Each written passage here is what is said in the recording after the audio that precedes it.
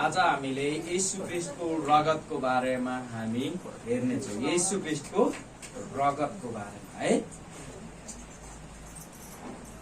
क्या recording start छ? Recording start छ।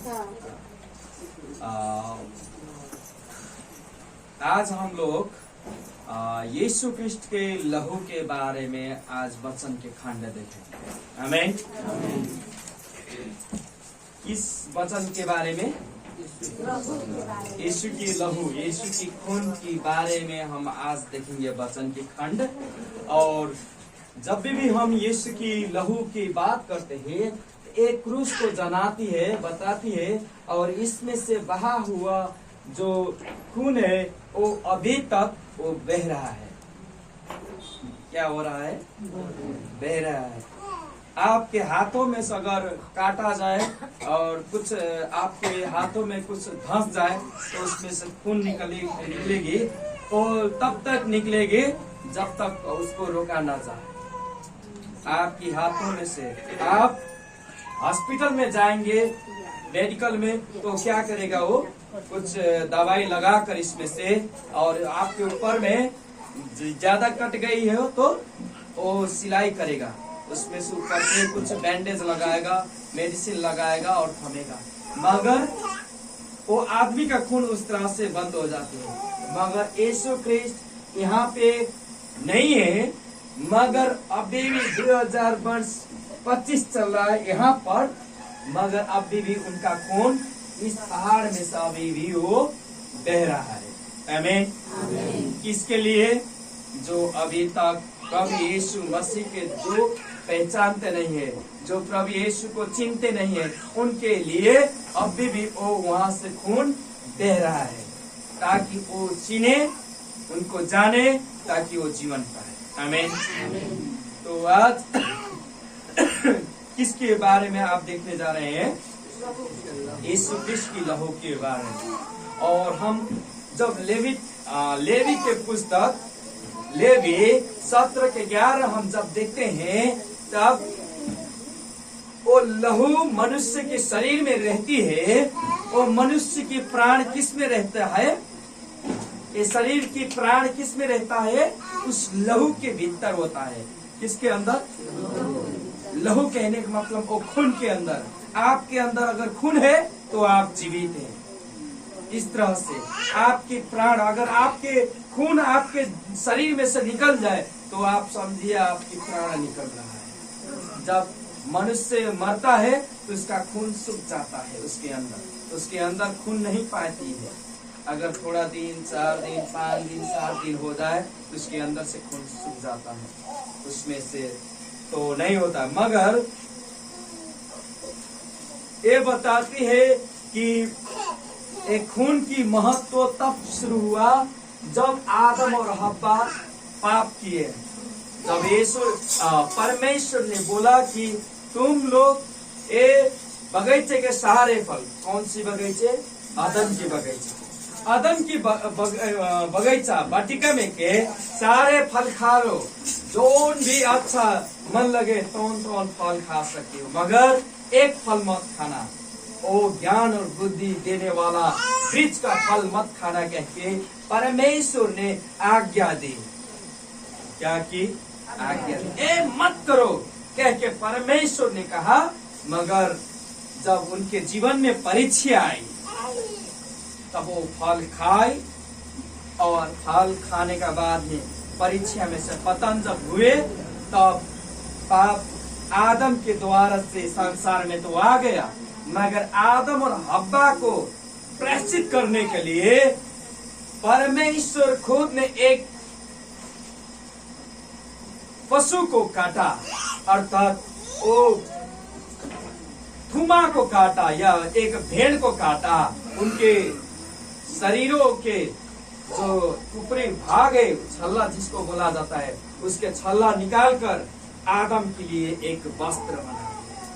आदम लोग जब पाप किए तो उन्होंने क्या किए? अपने आप हम तो नंगे हैं कहकर बोल के वो एक वृक्ष का पत्ता तोड़ के अपने वस्त्र, ये अपने शरीर को नग्नता ढकने के लिए वो वस्त्र बना के अपने आप को ढके, मगर परमेश्वर ने कहा जाना कि उनके लिए पाप की प्रायश्चित होना चाहिए, उन लोगों को पाप को ढकना चाहिए। ढकने के लिए उन्होंने खून बहाई और एक उनका जो भेड़ का ऊपरी भाग जो छल्ला है उनको निकाल कर एक वस्त्र बना कर दिए। उनका प्रेम वहां पे प्रकट हुआ, मगर समय बीतता गया। प्रभु ने एक बादशाह की, क्या शैतान को भी श्राप दिए और हव्वा को भी श्राप दिए। कहा कि तेरा भी एक बेटा होगा, तेरा भी एक बेटा होगा। हव्वा की बेटा होगा, ओ सांप का सिर कुचलेगा और सांप इनके पैरों के निचले भाग में वो डसेगा, अपने फनका से मारेगा और आदमी है तो सिर कुचलेगा उनका। इस तरह से परमेश्वर ने आज्ञा की और समय बीतता गया। एक कन्या स्त्री लड़की जिसके नाम था मरियम, वो कभी भी कोई भी पुरुष को नहीं जानती थी, किसी के साथ संबंध नहीं था। उन्होंने एक गर्भ अपने आप से, परमेश्वर की छाई उनके ऊपर आए, पवित्र आत्मा उनके ऊपर आए और गर्भ से रही। और उनका नाम जब 9 महीने के बाद में जन्म हुआ, उनका नाम क्या रखा गया? यीशु मसीह। ओ यीशु मसीह के अंदर एक खून आया, वो परमेश्वर का बेटा कहलाए, क्योंकि परमेश्वर की आत्मा उनके शरीरों के ऊपर, उनके अंतःकरण में आया। तो जो बेटा हो जन्मा, उनको क्या कहे? परमेश्वर का पुत्र। आमीन। और शैतान की जो बेटा है, कहने का मतलब अभी समय तो अभी एंटी क्राइस्ट के समय नहीं आया है, मगर मृत्यु जो है, पाप जो है, उनको उन्होंने कैसे मारा वो भी हम देखेंगे। तो पहला बलिदान जो वहां पे जो चढ़ाए थे, उसी प्रकार से ये संसार पाप में इस तरह से भरा हुआ था। परमेश्वर ने अपना एकलौता पुत्र इस संसार में पठाया ताकि मनुष्य जो भी उन पर विश्वास करे वो नाश न होए मगर अनंत जीवन पाए। आमीन। जोरदार ताली बजाइए। किसके लिए है? जो सोते हैं उनको स्वागत कर रहे हैं, उनकी प्रशंसा हो रहा है। जो सो रहे हैं उनकी, अच्छा ठीक है। तो लेवी बताती है, जैसे उन्होंने जब मिस्र देश में से इस्राएलियों को निकालते वक्त परमेश्वर ने कहा, देख मिस्र देश में एक विपत्ति आ रहा है, जिनके बड़े बड़े बेटे सारे मारे जाएंगे, और तुम लोगों क्या करो कि अपने घर के चौखटों पे इस तरह से खून लगाओ, और खून लगाओ, एक भेड़ काटो और भेड़ की लहू की खून अपने घर के चौखटों पे लगाओ इस तरह से, और वो खून दिखेगा तो खून उसके घर में के अंदर जो भी हो वो बच जाएंगे। अगर जिसके घर में वो न लगा हो तो उसके घर में वो विपत्ति जाएगी, उसकी बड़ी बेटा मर जाएगी। तो ऐसे परमेश्वर ने कहा। तब जब समय हुआ, उनके घर में बड़ी विपत्ति आई। उनके देश में एक रात में बड़े बड़े भेड़, पहला था भैंस, इनको वो रूम में अगर वो ऊपर जाके वो बाहर लेके,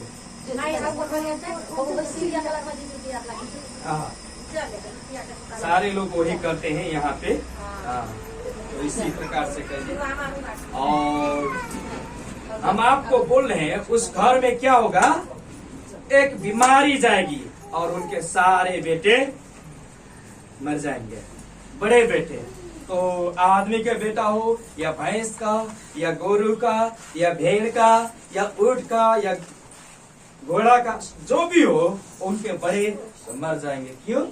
क्योंकि उनके घर में ऐसा नहीं लगा हो। तो तो उन्होंने वो रात में वो भेड़ के मांस खाए और उनके लहू अपने चौखटों पे लगाए। उसी दिन से कहा कि वो लोग जब वहां से निकल कर आए तो उन्होंने कहा इस दिन के लिए निस्तार चाण मनाओ। उन्होंने कहा क्योंकि तुम लोग इस दिन में वो जो संसार है, मिस्र देश है, वहां के फारो जो शैतान है, उनके सेना दलों के बीच में से तुम लोग पार होकर आए हो, लाल समुद्र पार होके आए हो कह उन्होंने कहा। तो इसी प्रकार से आप लोग मृत्यु के पार आप लोग भी जाएंगे। आमीन।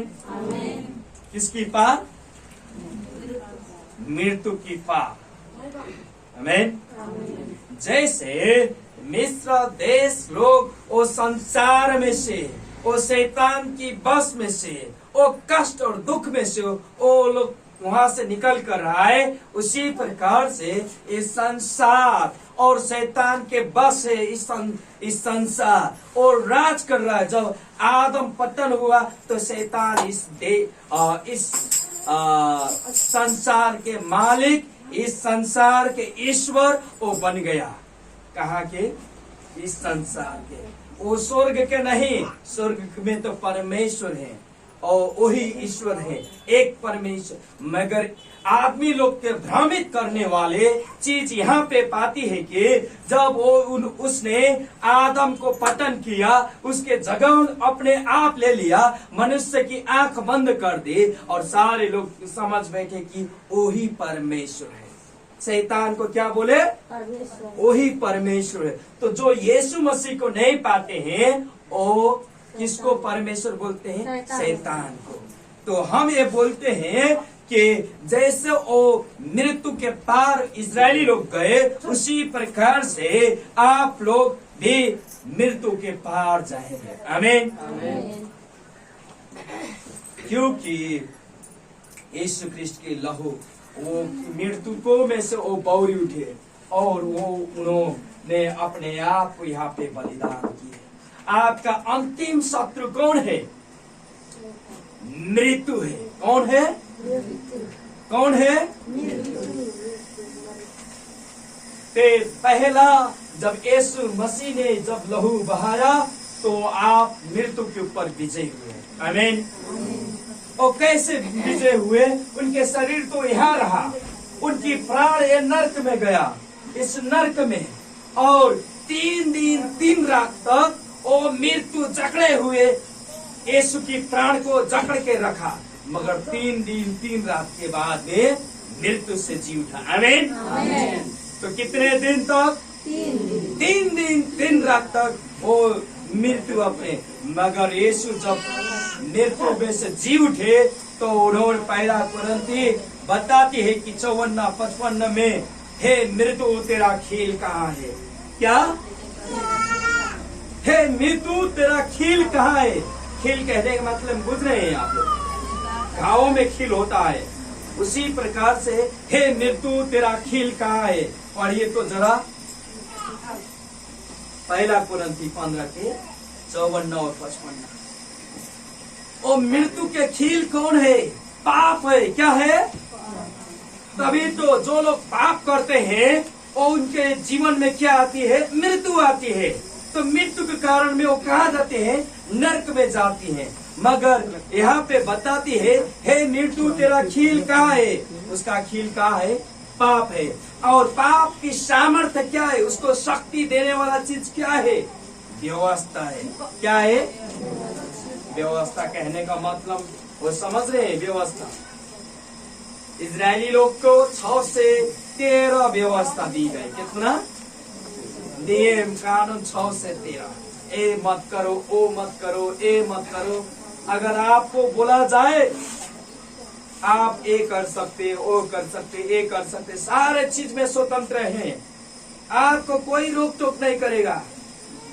देश कह दे अगर आप दूसरे के घरों में से लूट के खा सकते हैं, आप दूसरे को मार भी सकते हैं, आप दूसरे को जमीन को हड़प सकते हैं। अगर बोल दे तो आदमी क्या करेगा? जो बलवंत है वो मार के वो लेगा कि नहीं? उसी प्रकार से इज़राइल में 6 से 13 व्यवस्था ला दी गई है, उसी प्रकार से मुख्य तौर से 10 व्यवस्था है। चोरी मत करो, हत्या मत करो। उसी प्रकार से हमारा विवेक भी बोलता है कि ये मत करो, वो मत करो, है कि नहीं है? पढ़िए तो जरा क्या लिखा गया है। पहले कुरंती 15 के 54 और 55 पढ़िए। यस कारण जब यस विनाशीले अविनाशीलाई पहिरन्छ र यस मरणशीलको अमरतालाई उडाउँछ, तब यो लेखिएको वचन पूरा हुनेछ, मृत्यु विजयमा निलियो, हे मृत्यु तेरो खेल कहाँ छ? हे मृत्यु तेरो खेल कहाँ छ? हे चिहान तेरो विजय कहाँ छ? हे चिहान तेरो विजय कहाँ छ? पढ्नुहोस्। अनि मृत्युको खिल पाप हो, मृत्युको खिल पाप हो, अनि पापको शक्ति व्यवस्था हो, पापको शक्ति व्यवस्था हो। कहने का मतलब पाप की मृत्यु के खेल कौन है? पाप है। पाप की शक्ति कौन सी चीज है? व्यवस्था है। व्यवस्था है, ये मत करो मगर हम व्यवस्था के अंदर में नहीं आए। इस यीशु क्रिस्त जब मरे तो सारे व्यवस्था को पूर्ण किए। अब नई करार शुरुआत हुई। उन्होंने मृत्यु को अपने बस में ली और अपने लहू से जीता। आमीन आमीन। उन्होंने किस तरह से जीती? अपने खून से। कैसे? जब उन्होंने यहाँ पे खून बहाए तो यहाँ पे गए नरक में और यहाँ से जीत उठे तो स्वर्ग में जाके आए। अर्थात अपने खून को लेकर एक पवित्र स्थान जहाँ परमेश्वर बैठे, वो महापवित्र स्थान में वो स्वर्ग में जाके, इसलिए स्वर्ग में जाके वो फिर लौटे, अर्थात मृत्यु को जीत ली। आमीन। तो कहने का मतलब आप भी मृत्यु को जीत सकते हैं। आमीन। आपका अंतिम शत्रु कौन है? मृत्यु है। तभी तो किसको नष्ट किए हैं? यीशु मसीह ने किसको नष्ट किए? मृत्यु को नष्ट किए। आमीन। हिब्रू को 2 के पढ़िए।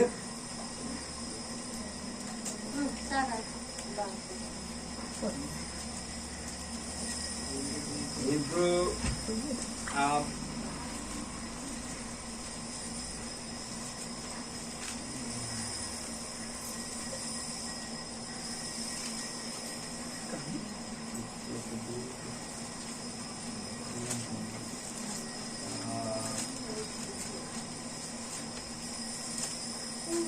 हिब्रू के पुस्तक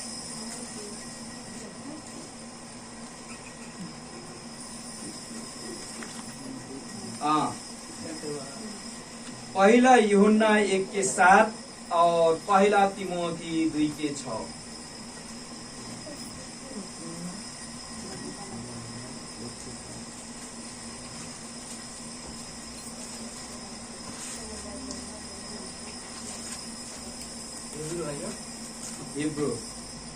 हिब्रू 2 के 14 और 15।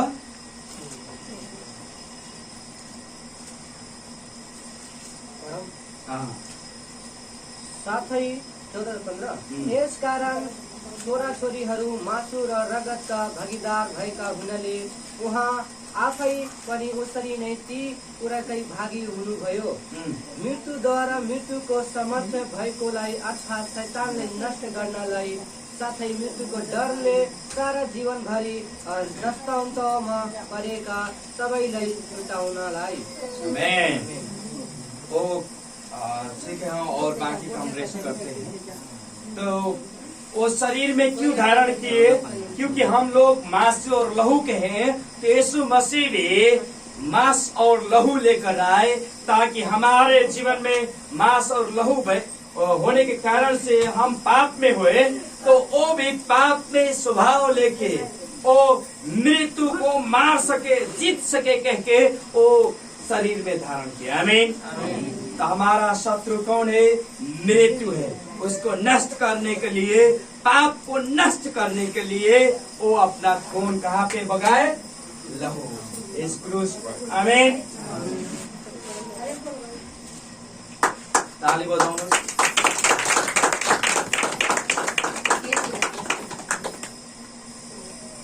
जहाँ पे नींद आई हो वहाँ पे पानी की व्यवस्था कीजिए।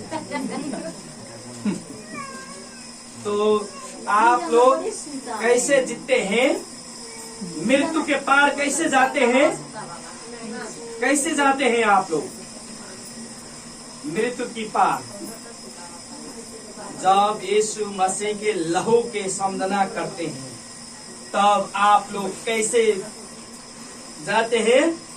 यीशु मसीह के लहू से आपकी पाप धुआ जाता है। एक वक्त ऐसा आया था, मार्टिन लूथर जो था वो पर में रोमन कैथोलिक चर्च के विरोध में बहुत ज्यादा चीजों लेकर आए। तो शैतान बोल रहा था कि तू तो बहुत ज्यादा पाप किया है, देख तेरा पाप इधर है, देख इधर पाप है, देख इधर पाप है, ये ना लिख रहा था, बहुत ज्यादा बता रहा था, तू ये पाप कर रहा है। ओ तो मार्टिन लूथर ने बोला कि और भी पाप हो तो बोलो मेरे।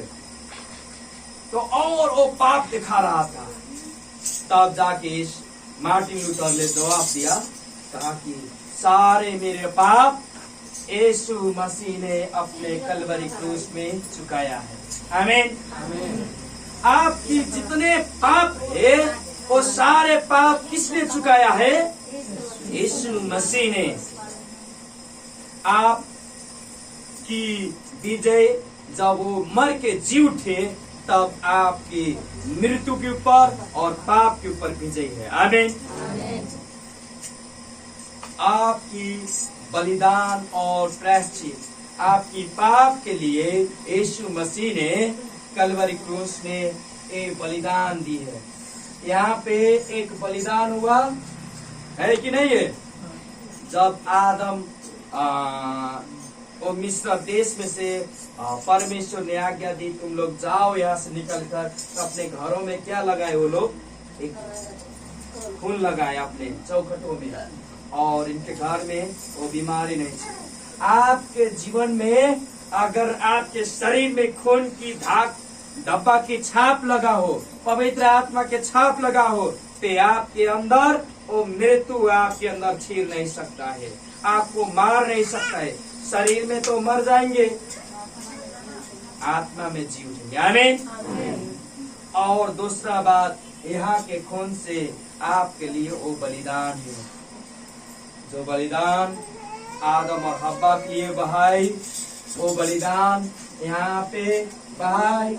ये बलिदान निस्तार की वो भेड़ है, वो यीशु मसीह बने। आपके लिए वो कटा गया, आपके लिए मारा गया, वो कुछ नहीं बोला। वो बोले उससे पहले, इससे पहले वो क्रूस में चढ़ने से पहले वो आदमियों के बीच में से निकल जाते। वो लोग पकड़ रहे थे, उनको मारने चाह रहे थे, मगर उनके बीचों में से निकल जाते। मगर इस समय उनको जब पकड़ने के लिए आए, उन्होंने कहा क्या तुम यीशु मसीह हो? हाँ मैं यीशु मसीह हूँ। आमीन। वो खुद अपने आप को सरेंडर किया, अपने आप को वो चढ़ाया। कोई इनके प्रश्न का उत्तर नहीं दे सकता, मगर वो अपने आप को साइलेंट में रखा, चुप में। और उन्होंने पिता से आज्ञा प्रार्थना जब किए तो उन्होंने कहा, हे पिता तेरी इच्छा हो तो मेरे सामने जो भी कचौड़ा है वो चला जाए। तो 3 बार उन्होंने मांगी और तीनों बार आपकी इच्छा हो तो। और इच्छा, पिता की इच्छा क्या थी? ये सूली पे लटकना। तो अपने आप को बलिदान दिया। हालेलुया। उन्होंने अपने आप को एक धूमा, एक भेड़ बनाए और एक महापुजारी भी अपने आप के लिए बनाया। और जो महापवित्र स्थान होती है जब वो जगह में एक सूली पे लटके तो 3 घंटा तक अंधेरा था, सारा संसार में 3 घंटा अंधकार था। और वहां पे बड़ी सी भूकंप गई, और भूकंप जाने के बाद वो मंदिर के पवित्र स्थान की जो पर्दा होती है, महापवित्र स्थान और पवित्र स्थान के बीच में एक पर्दा होती थी, वो पर्दा फट गई। तो आदमी लोग वहां से देखे तो सीधे वो महापवित्र स्थान में जो परमेश्वर की जो वेदी है, उनको देख पाए। तो कहने का मतलब यीशु क्रिस्ट जब मारा गया और 3 दिन 3 रात के बाद में जी उठा, तो उन्होंने बीच में जो पर्दा थी वो पर्दा को फटा और परमेश्वर खुद पवित्र स्थान में वो चले गए, और हम लोग परमेश्वर को सामने सीधे जा सकते हैं। आमीन।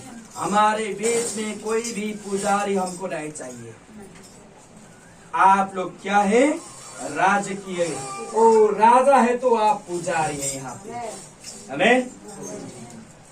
तो वो खुद यूहन्ना बपतिस्मा देने वाला यूहन्ना कह रहा था कि वो पाप उठाने वाला वो हुमा है। क्या है? हुमा है। और वो खुद अपने आप पुजारी हुए, पुरोहित हुए और चल बसे महापवित्र स्थान में। आमीन। जब उन्होंने ऐसे क्रूस में लटकाए थे, उन्होंने कहा ये पूर्ण हुआ। आमीन। एक काम, जितने भी एक काम था वो सारे काम पूर्ण हुआ। It is finished. यो पूर्ण भयो, ये पूरा हुआ। एक काम, जो काम शताब्दी से लेके पहले दिन से लेके जो अधूरा था, जो हब्बा को और सर्प को, सांप को बोला गया तेरा भी एक बेटा होगा, तेरा भी एक बेटा होगा, तेरा बेटा सांप की सिर कुचलेगा और तेरे जो बेटा होगा उसके पैर को निचले भाग में डसेगा। तो जब यीशु मसीह ने कहा ये पूर्ण हुआ, तो शैतान की जो मृत्यु थी, उसको डसता था, तो उसको क्या किया? उसके सिर को कुचला गया।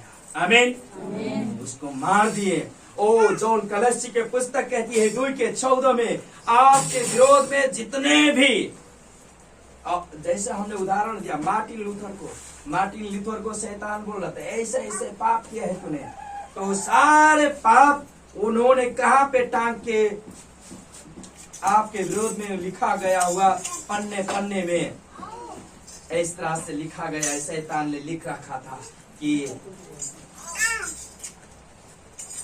सुदीप इस जगह में इस प्रकार के पाप किया है, इस जगह में इस प्रकार के पाप किया है, राकेश इस प्रकार के पाप किया है, पंचराम इस प्रकार के पाप किया है। तो वो सारे चीज जो लिखा हुआ ऐसे पापों के वो निकाले, एक पन्ना को निकाले, यीशु में फाड़ दिए। आमीन। कहाँ पे? एक क्रूस में। सारे वो पन्ने को अपने हाथों में लेकर उसको फाड़ दिए। शैतान की सिर कुचले, कैसे? मृत्यु जो था उनके सिर कुचल दिए, और वो जो भी लिखा हुआ था वो सारे को क्या किए? फाड़ के टांग के समझी की जला दिए। आमीन। वो कभी भी वो दावी नहीं कर सकता कि ये होगा वो होगा। तो आप एक, हम लोग जब ट्रेनिंग में थे, एक पास्टर बोले कि हमने एबॉर्शन की, इस तरह से बच्चा को हमने गिरा दिया, तो कह रहे था कि हमको अब सुसाइड करने की मन लगता है, तो हम कभी कभी कहते हैं कि हम विश्वास में से पीछे हट जाए। तो उन्होंने, टीचर ने बोला, वहाँ के पास्टर ने बोला कि नहीं, तुम ये जानो कि यीशु मसीह की लहू उससे भी बड़ा है। आमीन। जब भी आपकी मन कहे कि मैं एक गलती कर चुका हूँ, वो पाप कर चुका है, तो आप विश्वास में स्थिर होइए, ऐसे परमेश्वर में पकड़िए कि कहिए कि मेरे पाप से बड़ी परमेश्वर की लहू है। आमीन। तो आपके लिए क्या हुआ? बलिदान हुआ, आपके लिए ये सूली पे प्रायश्चित भी हुआ। आमीन। पहला तो वो लहू के कारण से आप मृत्यु के ऊपर विजय हुए हैं। दूसरा, आपकी पाप के लिए वो बलिदान भी हुए और प्रायश्चित भी यीशु मसीह ने किए। आमीन। पहला तिमोथी 2:6 हम पढ़ेंगे और पहला यूहन्ना 1:7 भी पढ़ेंगे। पहला तिमोथी 2:6। जसले सबैका लागि छुटकाराको दामको रूपमा आफैलाई दिइहाल्नुभयो, जसको साक्षी ठीक समयमा दियो। किसके लिए उन्होंने सारे चीज चुकाए हैं? आपके लिए। वो कहाँ पे हो चुकाए हैं ये मूल्य? आपकी दाम।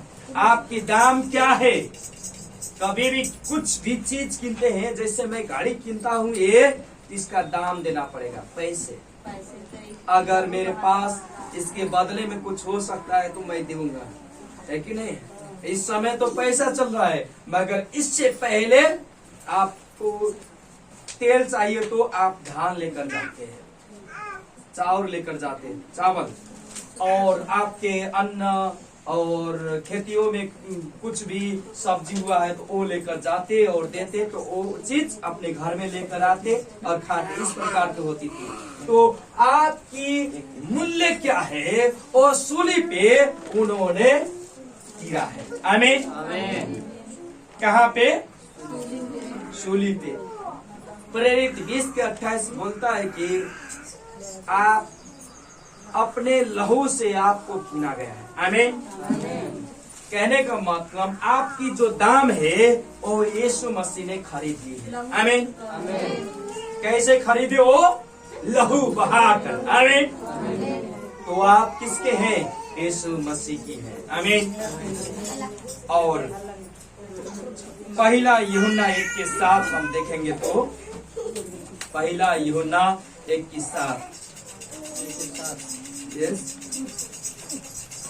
तर जसरी उहाँ ज्योतिमा हुनुहुन्छ उसरी नै हामी ज्योतिमा हिँड्छौँ भने एकअर्कासँग हाम्रो संगति हुन्छ र उहाँको पुत्र यीशु ख्रीष्टको रगतले हामीलाई सब पापबाट शुद्ध पार्छ। यीशु ख्रीष्ट की लहू जो है, खून है, आपकी सारे पाप को शुद्ध करती है। आमीन। जैसे संचालन करने के बाद में उन्होंने कहा, गुरु आमा ने यशायाह 1:18, आपकी पाप किस तरह से है?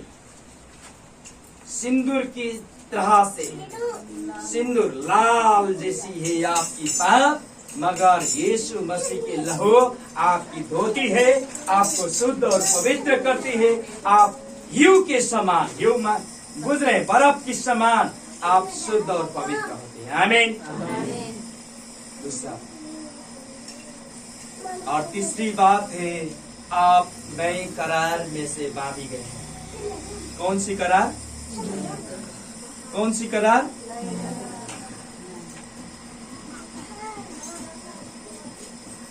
समझ रहे हैं? नई करार कहने का मतलब एक करार थे। आप कोई भी जमीन कीनते हैं तो क्या बनाते हैं? पहले किनने से पहले तमसुक, कागज। आप 10 लाख के जमीन किन रहे हैं तो 50,000 दे के आप लिखते हैं कि फलाना फलाना के बेटा, फलाना फलाना के नाती के जमीन, फलाना फलाना के नाती, फलाना फलाना के बेटे, उन्होंने इतना इतना पैसा दिया उनके जमीन के लिए। एक महीना का अंदर या 2 या 3 महीना का अंदर ये किना जाए, नहीं तो ये पैसा खेर जाएगी। इस तरह से बात लिखा हो गया। वो क्या है? एक तमसुक है, एक कागज है, वो करार है। और जब तक वो नाम सारी न हो जाए तब तक वो कागज की महत्व रहती है। उसी प्रकार से आप यीशु मसीह ने आपसे एक करार बांधी। ताली बजाइए, जोरदार ताली बजाइए। भएको नयाँ बाचा हो जो तिमीहरूका निम्ति बहाइन्छ। ये मेरी नई बाचा है जो खून में है, और आप लोगों के लिए किया गया है, बहाया गया है।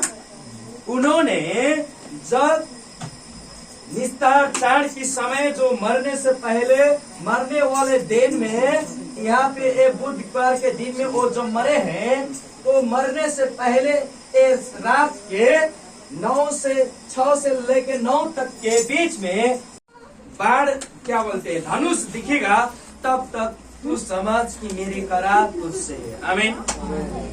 तो उन्होंने एक करार दी, किसको? नोआ को। एक करार आदम अब्राहम से की कि कहा कि जब तक तू खतना करेगा तब तक समझ कि मेरे करार तेरे साथ में है। तो यहूदी लोग खतना करते हैं, मुस्लिम लोग खतना करते हैं, हम लोग नहीं करते हैं। हमारा तो आत्मा में खतना होती है। किसमें? आत्मा में खतना होती है, मगर हमारे शरीर में कोई भी मांस नहीं करती है। इकट्ठा है आप लोगों को। आप जो विश्वास किए तो आपके मांस कुछ फेंके हमने नहीं, तो आप मुस्लिम नहीं है, आप यहूदी नहीं है, मगर आप क्रिश्चियन है। आमीन। क्योंकि यीशु पवित्र आत्मा आपके अंदर आती है, आपके शरीर और प्राण को 2 भाग अलग करती है। ये प्राण आत्मा पवित्र आत्मा से जुड़ती है तो आपकी खतना है। मगर अब्राहम के समय में एक करार जीवा है, उन्होंने कहा खतना के। समझ रहे हैं मेरी बात को? तो वो खतना के कारण से अब्राहम से की गई एक करार है। और मूसा के समय में वो करार कैसे माना जाता है? 10 आज्ञा से। कैसे? 10 आज्ञा। मूसा को कैसे मिला था? वो जब एक खरीदे। 1 तिमोथी 2:6 अनुसार आपके सारे मूल्य उन्होंने क्या किए? चुकाए हैं। आप धार्मिक ठहरे उनके लहू से। आमीन। किससे धर्मी ठहरे हैं? उनकी लहू से। बाइबल बताती है आप लोग बचे हैं तो अपने घर में से नहीं, अपने बल से नहीं। कितने लोग कहते हैं कि मेरे घर में ये है, मैं तो वृद्ध लोग के बुढ़ापे पुराने लोगों को मैं ये दिया हूँ, वो दुआ है, गरीब लोगों को एक किया हूँ, वो दान दक्षिणा दिया। ये नहीं, उससे धर्मी नहीं। जब परमेश्वर आपको जब तौलेंगे, अपना तराजू एक तरफ यीशु मसीह बैठेंगे, एक तरफ आपकी कर्म जो होगा उसमें तौला जाएगा, तो आप धर्मी नहीं ठहर सकते हैं। तो ये धर्मी ठहरने के लिए आपकी तराजू जो किसे पल्ला है, आपकी यीशु मसीह के पल्ला से भारी होना चाहिए। मगर आपके कर्म से आप यीशु मसीह से ज्यादा नहीं हो सकते हैं। मगर इससे बराबर होने के लिए, इससे भारी होने के लिए आपकी ये पल्ला, ये तराजू जो है वो भारी होने के लिए आपको यीशु मसीह की लहू चाहिए। आमीन। तो जब भी आप धर्मी ठहरना चाहते, जब भी आशीषित होना चाहते, तो क्या चाहिए आपको? यीशु मसीह की लहू चाहिए। आमीन। रोमी 5:9 बताती है यीशु मसीह के लहू, यीशु मसीह के खून से आप धर्मी ठहरे। आमीन। आपको कोई भी चीज नहीं बचा सकता है, मगर यीशु मसीह के लहू बचा सकता है। जैसे यहाँ पे लहू लगा, इसके अंदर कौन बैठा है मालूम नहीं हुआ।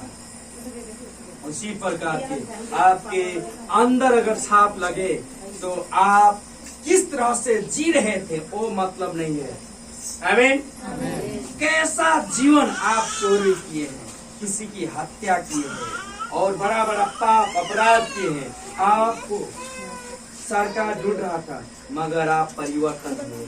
आप अपने पुराने जीवन को छोड़कर ताकि यीशु मसीह के अपने मुंह से स्वीकार करके उन पर विश्वास करते, तो आप जब मृत्यु में सोएंगे तो आपके प्राण जब परमेश्वर की आगे आएगी, तो आपको जब तौला जाएगा तो आप इस यीशु मसीह में विश्वास करने के कारण से आपके तराजू भारी होगा। आमीन। आमीन।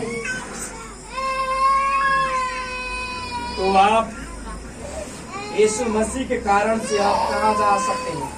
स्वर्ग में। आपकी हाथ में चाबी आ गई है। आमीन। स्वर्ग जाने के लिए वो स्वर्ग की चाबी कौन है? यीशु मसीह। वो क्या बोले? राह, सत्य और जीवन मैं हूँ। आमीन। और वो जो राह है, सत्य है, वो जीवन है, वो किमाड़ की वो क्या है?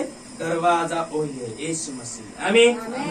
तो वो चाबी खुद है, वो दरवाजा खुद है, वही राह है, वही सत्य है, वही जीवन है। आमीन। वही आपको लेकर जा सकते हैं। तो आपके साथ में एक करार बांधिए। कौन? यिर्मयाह 31 से लेके 34 तक हम पढ़ेंगे। यिर्मयाह 31 के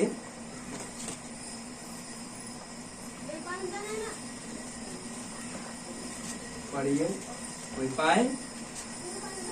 यिर्मयाह 31 से लेके पढ़िए 34 तक।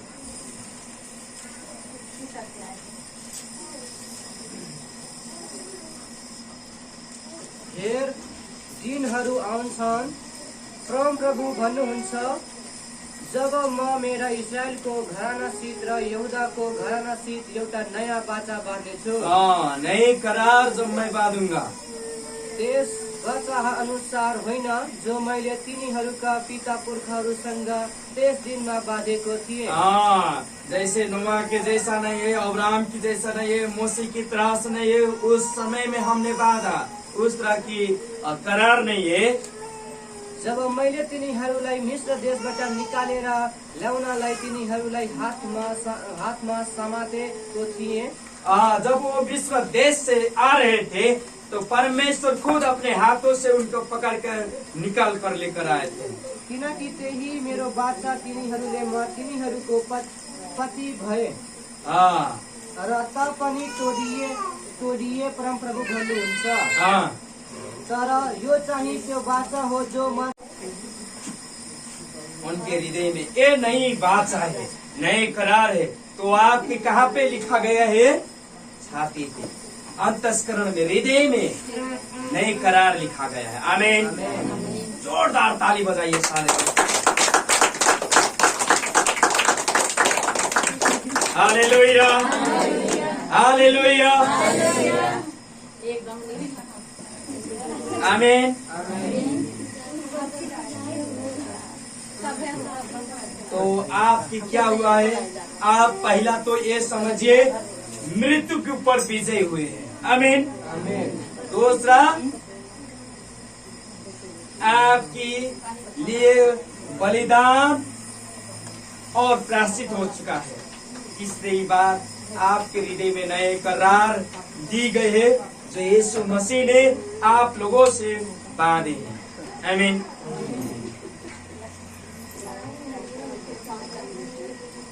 और आप लोगों ने जो पहला शत्रु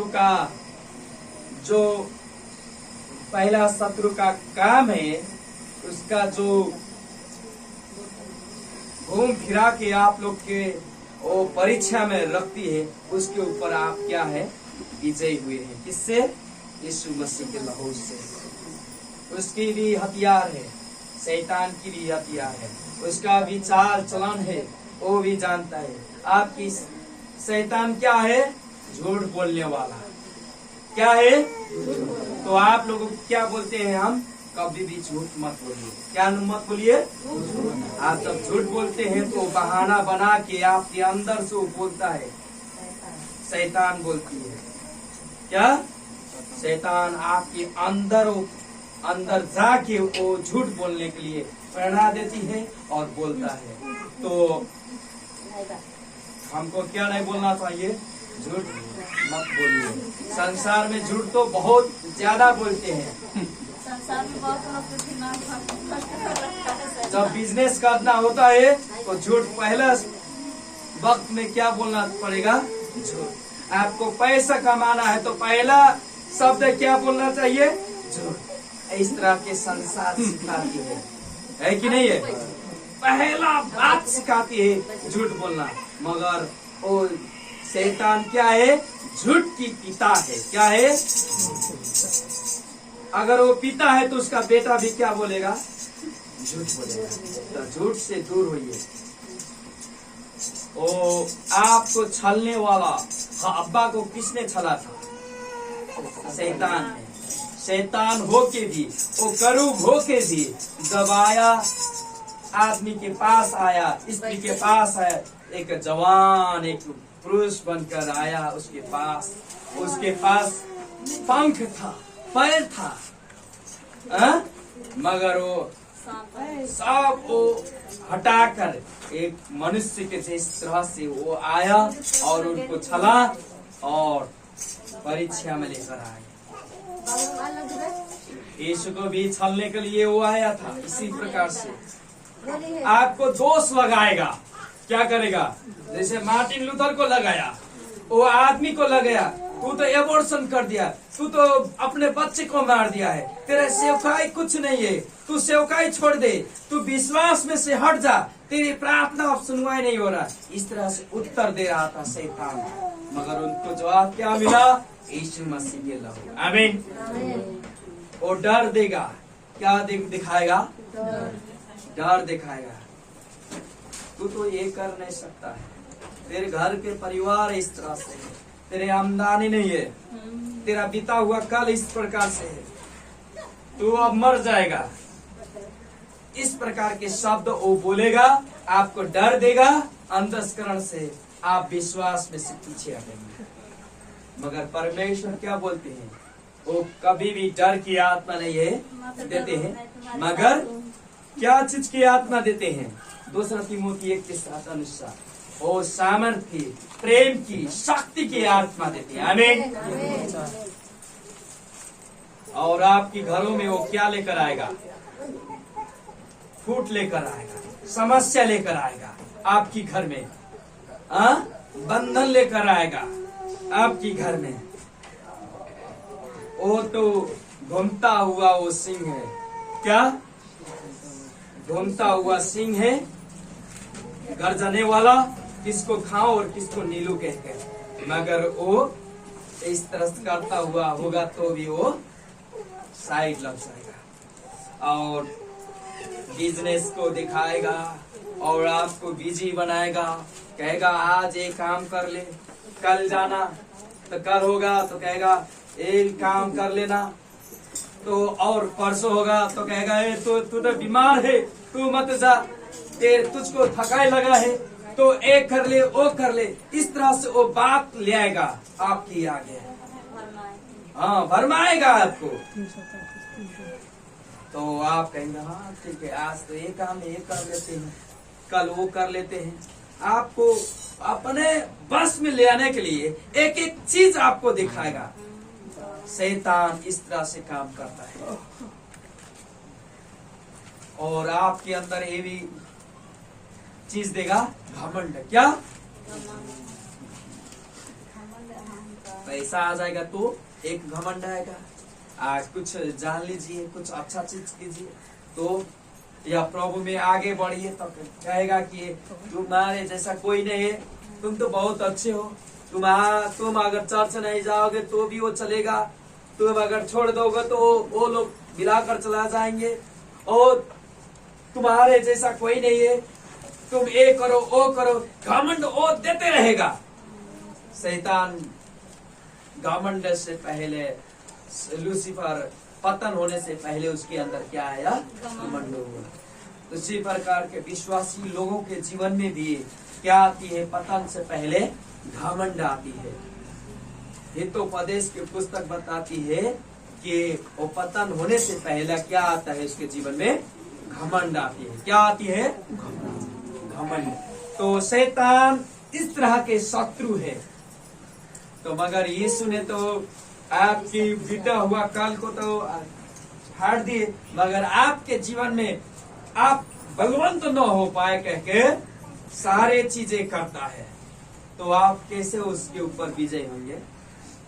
जब यीशु मसीह के लहू की सामर्थ को दावे करेंगे। परमेश्वर के वचन, जब यीशु मसीह के वचन, जब यीशु मसीह को परीक्षा हुआ तो उन्होंने क्या कहा? इसमें लिखा गया है। आमीन। वचन में क्या है? इसमें लिखा गया है। उन्होंने कहा अगर तू परमेश्वर का पुत्र है तो इस पत्थर को बोल रोटी हो जाए।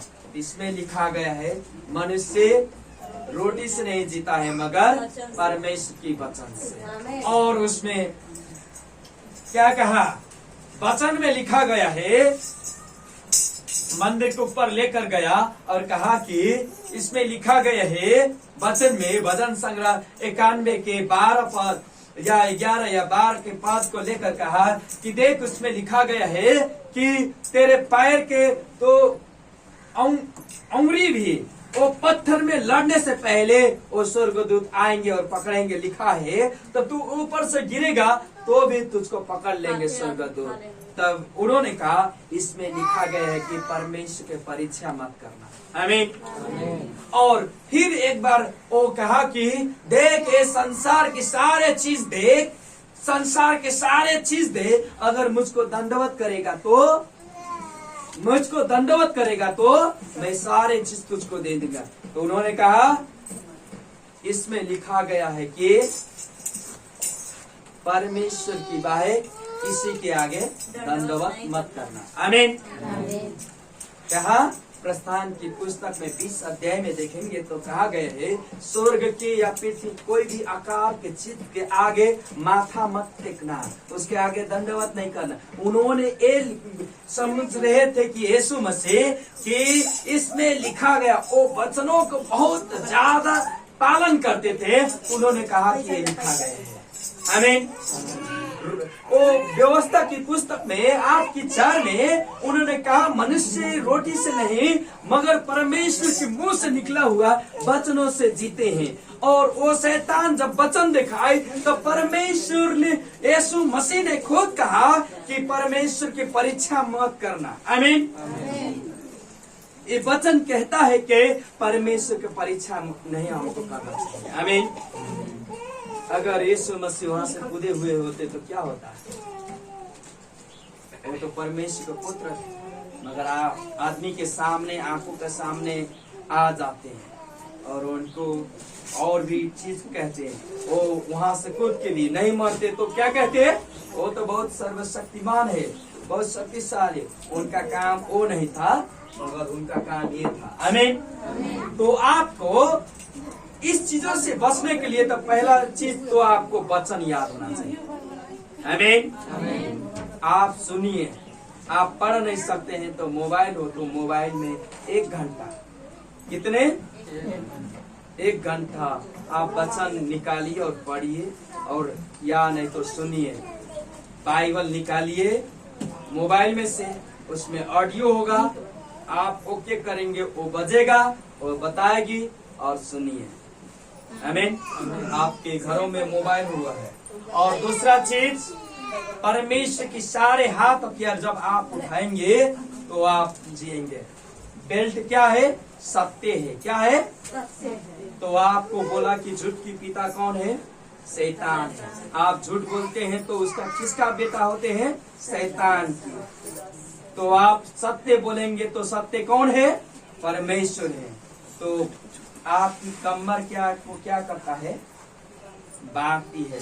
तो आप सिक्योरिटी गार्ड देखे हैं बैंक में खड़ा हुआ, कहीं बॉर्डर में कोई पुलिस लोग बैठे देखे हैं, वो लोग दिन भर ऐसे खड़े होते हैं, उनका कमर नहीं दुखता है। क्यों? क्योंकि वो बेल्ट लगाते हैं अपने। वो पहले का नेपाली दीदी बहनी देखते हैं, वहाँ पे बड़ी सी साड़ी कसते थे यहाँ पे लगाकर पहाड़ों में, तो वो लोग कमर नहीं दुखता था क्योंकि उन्होंने अपने साड़ी को वहाँ पे बांधे थे। तो सत्य चीज इस तरह से है, आपको कमर की बीमारी आने नहीं देगी, अर्थात आपको दर्द आने वाला नहीं देगी। आपके जीवन में सत्यता होना चाहिए और आपके जीवन में धार्मिकता कहने का मतलब ये लड़ाई करने वाले एक वस्त्र के जैसा है, ताकि आपके अंदर कोई भी वो तलवार से मारे तो आपके सीना छेड़कर उस पार न चला जाए। तो आपको ये धार्मिकता कहने का मतलब धार्मिक कामों, जो काम कर्म करते हैं वो काम करना चाहिए। और विश्वास ये है, आपके जो लड़ाई करते हैं तो उनके हाथ में जो होता है क्या बोलते हैं, रक्षक कवच जो कहते हैं, इसको भी कवच, इसको रक्षक कवच है, इस प्रकार से होता है। तो लड़ाई करते हैं तो वो लोग लेते हैं तो विश्वास आपको सुरक्षा देने वाला चीज है। वो शैतान कितना भी वो बाण चलाए, आप विश्वास रखते हैं यीशु मसीह के ऊपर, आपके लहू के ऊपर।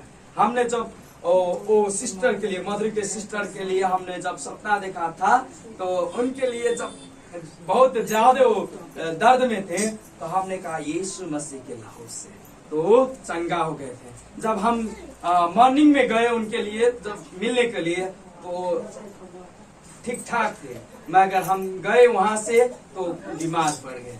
हमने सुना कि वो बीमार में थे और समस्या, तो हमके उनके बारे में दिखा था, मगर प्रभु आशीष दिए, बाद में वो चंगा हो गए। तो क्या है? वो विश्वास है। आप जब विश्वास रखते हैं प्रभु के ऊपर, तो आपकी सुरक्षा वो करती है। आमीन। और सिर को बचाने वाला वो कवच जो है, वो मुक्ति कहते हैं। और जब आप यीशु मसीह के लहू के ऊपर विश्वास करते, तो आपको मुक्ति मिलती है। आमीन। और परमेश्वर की वचन ये क्या है? तलवार है। क्या है? तलवार है, बंदूक है। क्या है ये? तलवार भी है, बंदूक भी है। तलवार किस तरह से काम करता है? हड्डी हड्डी को, हिब्रू 4 के बारे में लिखा गया, परमेश्वर की तलवार 2 धार है, एक इधर धार है, इधर भी धार है, और वो हड्डी को और मांस को भी काट सकता है, अंतस्करण को भी काट सकता है, प्राण और आत्मा को छुटाती है। आत्मा कहने का मतलब भूत प्रेत की आत्मा है, उसको भी काटता है, और प्राण जो है उसको भी काटता है। तो जब हम वचन बोलते हैं, तो कितने आदमी के अंदर वो गड़ा जाता है, कहते हैं कि वो तो मुझको ही बोल रहे हैं। क्योंकि परमेश्वर की वचन उसके अंदर लगती है, तो कहता है कि वो मुझको ही बोल रहे हैं, मुझको देख के, मगर आपको देख के नहीं। ये वचन निकल रहा है, तो परमेश्वर की जो तलवार है वो आपकी प्राण को काट रहा है, जो बुराई वाला चीज है छांट रहा है आपको। इस तरह से उसको लेना चाहिए। आमीन। आमीन। और प्रार्थना कीजिए, तो आप विजय कैसे होते हैं? परमेश्वर की लहू से। आमीन। परमेश्वर की वचन से। आमीन। याकूब 4 के 7 पढ़ेंगे हम।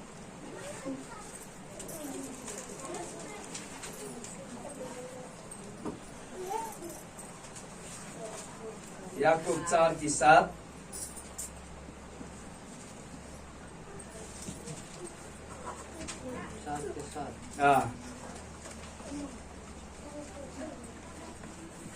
यस कारण आफूलाई परमेश्वरको अधीनतामा सुम्प, शैतानका सामना गर र त्यो तिमीहरूबाट भाग्नेछ। आमीन।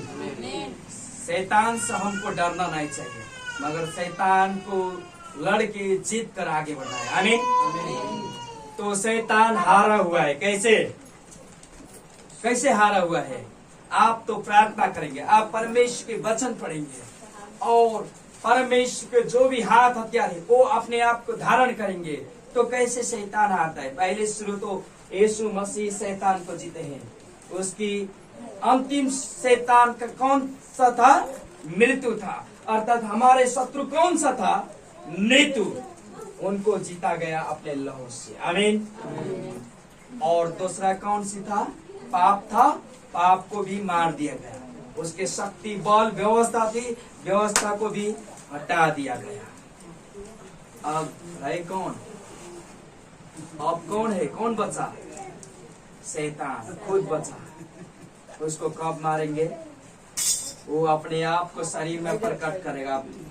जब मंडली उठाकर लेकर चला जाएगा, तो शैतान अंतिम के समय में शैतान अपने आप को इस जगह में प्रकट करेगा। कृष्ण विरोधी शैतान वो आदमी के अंदर आएगा।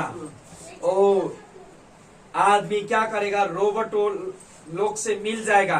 रोबोट और शरीर एक में मिलेंगे, उसके अंदर प्राण होगी, और इस शैतान की आत्मा भी होगा उसके अंदर। तो वो अपने आप को जब प्रकट करेगा, यीशु मसीह के साथ में हम इस जगह में आएंगे, और फिर क्या होगा? बहुत बड़ा युद्ध होगा, और उस 1000 वर्ष के लिए वो नीचे चला जाएगा। ओ तब वो उसका सिर कुचला जाएगा पूर्ण रूप से, वो मारा जाएगा। आमीन। यहाँ से भी छूटेगा, यहाँ से भी निकल कर आएगा, फिर लड़ाई करने के लिए आएगा। इधर के बाद 1000 वर्ष के बाद में फिर वो लड़ाई करने के लिए आएगा। तब उसका अंतिम जो नष्ट होने वाला दिन है, वो पृथ्वी नष्ट होगा और भी समय जो भी नष्ट होने वाला है वो भी नष्ट होगा। तो आप ये बातों को जानिए, आप यीशु मसीह के लहू से आपकी रोग बीमारी जो है वो चंगा हुआ है। आमीन। यीशु मसीह के लहू से आप किने गए हैं। आमीन। आप यीशु मसीह के लहू के कारण से आप स्वर्ग में प्रवेश करने के लिए पाए। आमीन। Hallelujah, hallelujah. तो आज से आप पाप में बंधे हुए जीवन मत जिए, मगर आज से विजयी जीवन जिए। आमीन। आइए हम छोटी सी प्रार्थना करते हैं।